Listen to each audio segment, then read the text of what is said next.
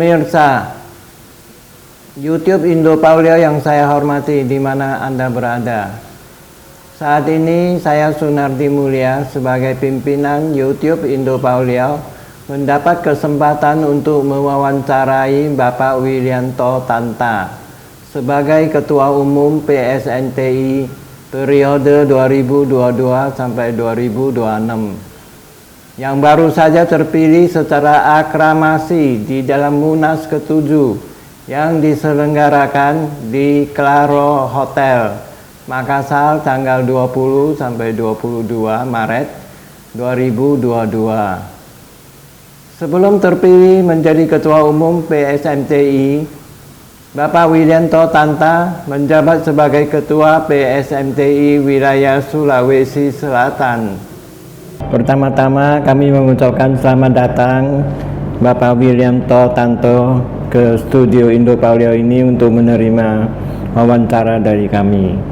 Kedua, kami mengucapkan selamat atas terpilihnya sebagai Ketua Umum PSMTI periode 2022 sampai 2026.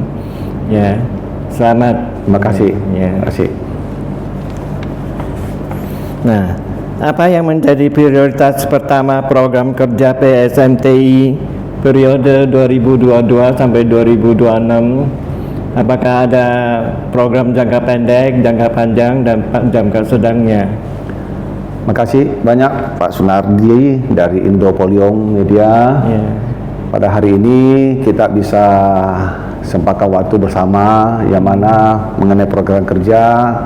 Memang kami pada saat Munas kita ada buat visi misi, nanti itu sudah ada visi misinya yang kami sempat utama mungkin pertama kita akan susun kepengurusan di periode saya pimpin ini 2022 sampai 2006.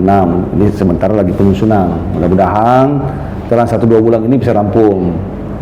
Adapun lagi yang kami program pertama mungkin media, yang mana media ini perlu karena apapun yang kita kerjakan buat itu perlu diketahui oleh umum.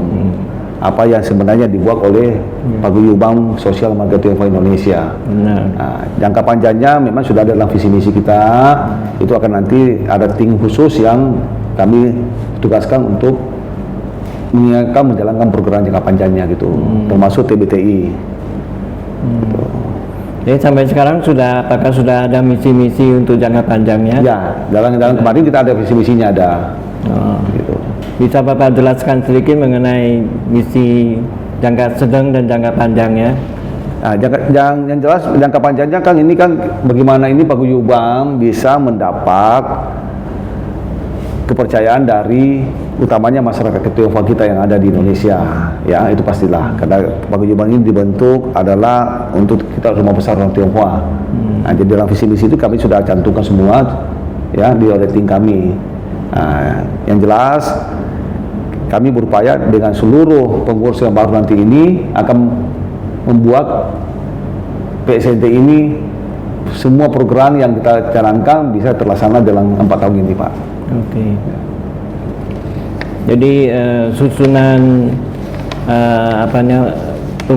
pengurusnya sudah ada. Sementara dirampungkan, kita sementara rampungkan. Mudah-mudahan 1-2 bulan ini sudah bisa ada rampung dan bulan Juni kita rencana sudah ada pelantikan gitu. Oke, bagus ya. Bagaimana cara dan strategi Bapak Willianto melakukan konsolidasi agar semua program kerja yang telah ditetapkan dapat tercapai? Ya, otomatis ini pasti semua ada strateginya, Pak ya. Pertama mungkin kami di dalam kepengurusan kami akan memilih semua pengurus yang bisa kita ajak bekerja sama. Kalau tidak bisa bekerja sama, mustahil program ini bisa berjalan. Sehingga kami dalam menyusun kepengurusan ini kami sangat hati-hati. Ya, yang mana kalau kami salah pilih, otomatis program kerja yang sudah dicanangkan tidak bisa berjalan.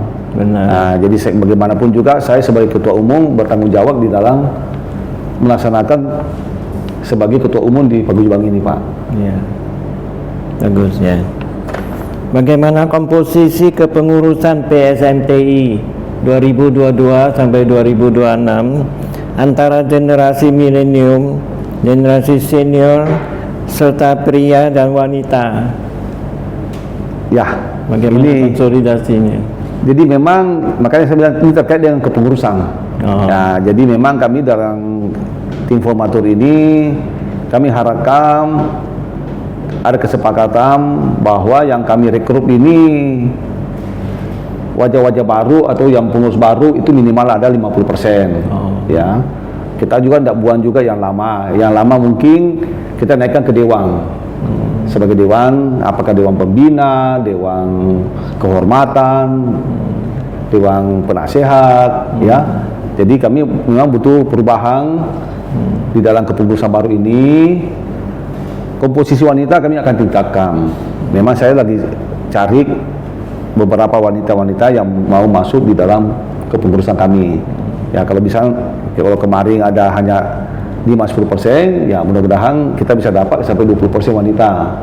Milenial juga kalau bisa dapat 30%, bagaimanapun mereka ini adalah generasi pelanjut, penerus. Ini kan sudah zamannya milenial. Iya. Gitu. Kalau yang lama gimana? Yang lama tetap kita pakai, tapi mungkin kita posisikan mereka naik ke dewan. Tidak ada yang kita buang. Ya kan? Karena mereka juga sudah berjasa. Yang lama itu jasa-jasanya harus diingat. Ya kan? Gitu. Paling tidak membimbing kita yang masih yang muda-muda ini diberikan bimbingan kan? Gitu. Ya. Bagus itu. Ya. Programnya bagus sekali. Ya. Menurut Bapak Pawulianto Tanto, apakah tantangan terberat yang akan dihadapi oleh PSMTI untuk masa jabatan Bapak ini? Jadi sebenarnya tantangan itu tidak berat kalau kita bersatu ya. Kalau kita semua saling bisa saling memahami di dalam 4 tahun ini, jangan saling hanya menyoroti si A, si B, si C yang tidak benar kerjanya, itu bukan solusi. Jadi kami terus terang harapan kami di dalam kepengurusan baru ini kita harus solid dan kompak di kedalam dulu. Kita tidak bisa kerja kalau tidak kompak. Benar. Ya, bagaimana mau keluar kalau di dalam sendiri tidak kompak? Satu contoh lah, kalau dalam rumah tangga kita ini selalu ribut, ya bagaimana bisa kita kerja cari duit di luar, cari usaha kalau di dalam rumah tangga sendiri ribut terus kan gitu. Nah, ini tantangan buat kami sehingga di dalam menyusun kepengurusan baru ini kami betul-betul selektif, ya betul-betul yang bisa bersama saya sebagai ketua umum, ya itu yang kita pasang, ya kan, bukan datang masuk membuat satu kekacauan, keributan, ya itu yang menjadi tantangan kita ke depan ini, Pak. Bagus ya. Nah, selanjutnya bagaimana cara dan strategi Bapak Pawulianto Tanto dalam membangun dan membina hubungan yang lebih baik dengan pemerintah pusat, pemerintah provinsi dan kabupaten kota? Pertama, komunikasi. Komunikasi yang kita akan tingkatkan. Sekarang ini kan antara pusat, provinsi, daerah itu kita utamakan harus ada komunikasi, Pak. Dan ada keterbukaan. Selalu saya katakan dalam saya punya orang tanya, saya selalu katakan jangan ada dusta di antara kita. Kita harus ada keterbukaan dan juga kita harus ada saling menghargai. Namanya sudah saling menghargai berarti ada komunikasi, Pak. Kalau tidak ada komunikasi berarti tidak saling menghargai, Pak. Nah, ini yang menjadi kunci suksesnya kalau ada komunikasi, Pak. Tapi kalau tidak ada komunikasi, bagaimana bisa jalan, Pak? Ya kan? Satu contoh lah, Bapak undang saya ke sini, ini komunikasi, Pak. Nah, komunikasi Bapak dijebarkan kepada masyarakat yang bisa menonton wawancara kita ini, Pak. Ini kan komunikasi juga, Pak. Benar. Ya, gitu. Terus pertanyaan berikutnya, Bapak kan orang Makassar ya, apakah mau pindah ke Jakarta, menetap di Jakarta di sini? Jadi ini ketua umum di Jakarta ini. Ini pertanyaan yang bagus, Pak. Sebenarnya kami walaupun sebelum jadi ketua umum juga sering ke Jakarta. Ya memang kami juga ada domisili, ada rumah di Jakarta. Nah, cuma mungkin memang dengan diberi tanggung jawab sekarang menjadi ketua umum ya otomatis akan lebih banyak. Dan sekarang juga kan walaupun tidak ada di Jakarta kan sekarang IT sudah bagus, Pak. Sudah bisa lewat elektronik, lewat Zoom, lewat telepon, lewat apa semua. Ya kan. Jadi sudah berubah lah.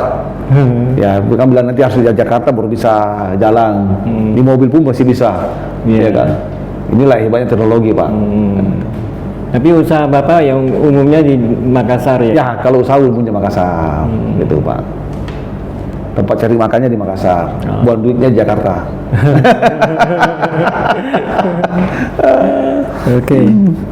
Jadi ada 5 provinsi dalam kepengurusan PSMTI yang belum aktif dari jumlah 30 provinsi cabang PSMTI yang lahir dalam Munas 7 di Makassar. Apa kendala yang dihadapi oleh kelima cabang PSMTI tersebut sehingga sampai saat ini belum terbentuk kepengurusannya? Baik, ini pertanyaan yang sangat bagus.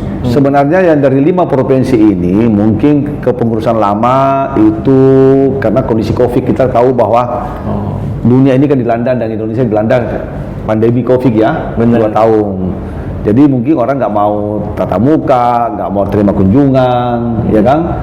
Jadi memang awalnya ada 30 provinsi, sekarang yang aktif 25. Tapi kita harapkan pandemi ini sudah berakhir, tidak ada lagi.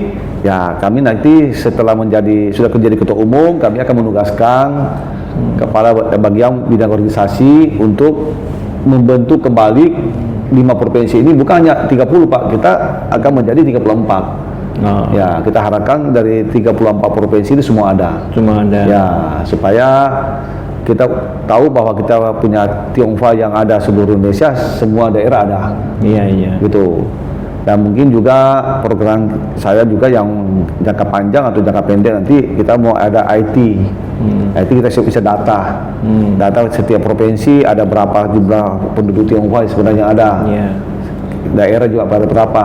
Nah, ini juga menjadi tantangan kita nanti ke pengurusan baru. Kita bisa data lah, harus data Pak. Selama ini kita belum ada data, ada berapa sih jumlah Tionghoa yang ada di seluruh Indonesia? Belum tahu ya. Belum tahu.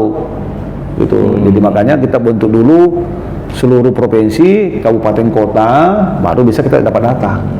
Gitu. Bisa kasih tahu kelima provinsi atau ini yang belum ada kepengurusannya provinsi apa saja?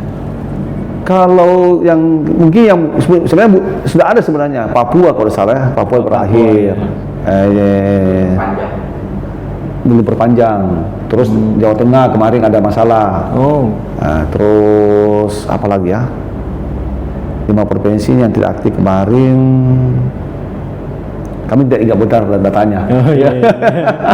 Nah, apakah Bapak bermaksud mengunjungi provinsi-provinsi tersebut? Ya, kalau memang kalau mereka sudah siap, saya serahkan dulu kepada bidang kelembagaan, kita bidang organisasi yang mengurus dulu. Tuh. Jadi kita serahkan dulu untuk mereka komunikasi ke bawah dulu semua, mencari juga apakah bisa dapat orang yang terbaik di daerah tersebut. Karena memilih satu ketua itu tidak gampang.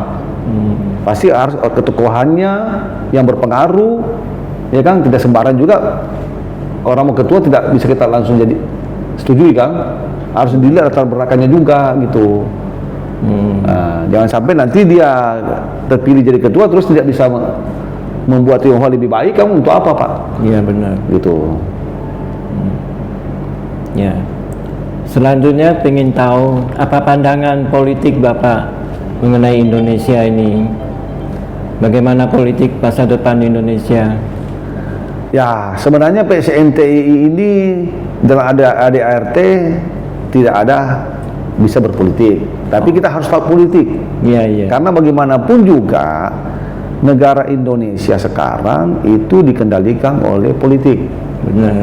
Yang mau jadi presiden aja itu harus diusung oleh partai politik. Benar. Jadi memang ini satu kendala buat kita. PSMTI dalam ADART tidak bisa berpolitik. Tapi yang menentukan pemimpin di negara kita adalah politik. Iya. Nah, ini satu memang kami sudah bahas dengan beberapa orang. Kalau PSMTI tidak bisa terlibat politik, ini memang oke lah sesuai ADART. Tapi kalau kita tidak ikut perkembangannya, kita ketinggalan Pak. Iya benar. Kita pertama pasti tidak ada nilai di mata orang politik. Iya kan? Untuk apa kamu saya dia teman saya kalau kamu tidak bisa ikut berpolitik? Nah ini menjadi satu pembahasan sekarang Pak, yang alok juga di dalam kita punya pengurus. Beda yang inti. Inti bisa politik. Oh, inti bisa. Inti bisa politik. Makanya inti setiap ada perayaan pasti presiden beri sambutan. Kita ini terkendala. Iya kan? Jadi apakah maksud Bapak mau merubah ini ART-nya? Wah, ini memang harus ada artinya. Kalau harus ada artinya Pak sebenarnya. Ini saya tidak berani merubah karena bagaimanapun ini pendiri ini kita hargai Pak ya. Iya. Pendiri kita hargai. Tapi kalau pengurusnya juga sekarang bisa jadi pengurus tapi tidak bisa menjadi pengurus partai politik dalam ADT kita. Nah biasanya juga kita lihat kalau ketokohannya orang ini pasti partai politik melirik, wah ternyata ini orang berpengaruh, saya mau jadi ini serba susah kita ini. Iya. Iya kan? Jadi kalau ada pengurus dari PSMTI yang masuk ke partai politik dan menjadi pengurus dari partai politik, bagaimana sikap Bapak? Mengeluarkan dia atau bagaimana? Nah, inilah sebenarnya Pak, padahal ini orang potensi sebenarnya Pak. Berarti dia kalau dilirik oleh partai politik, berarti dia punya pengaruh Pak. Tidak mungkin partai politik meminta Bapak, kalau dia punya pengaruh. Ya kan? Otomatis Pak. Nah, satu pihak kita dilarang dalam ADRT.